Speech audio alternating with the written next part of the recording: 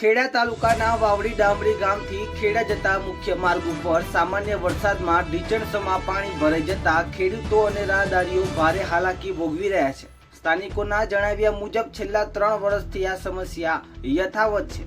Elite school, મોર company, સેફેક્સ company અને Divya role form company પાસે પાણી ભરાવવાની સમસ્યા ગંભીર બની ગઈ છે।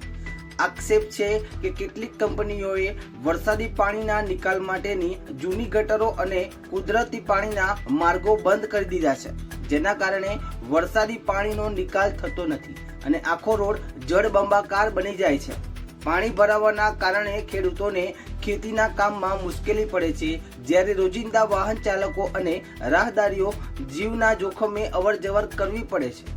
સ્થાનિકોએ તંત્રને માંગ કરી છે કે તાત્કાલિક સ્થળ ઉપર સર્વે કરીને પાણીના નિકાલની યોગ્ય વ્યવસ્થા કરવામાં આવે અને જવાબદાર સામે જરૂરી કાર્યવાહી કરવામાં આવે, જેથી દર વર્ષે સર્જાતી આ સમસ્યાનો કાયમી ઉકેલ આવી શકે।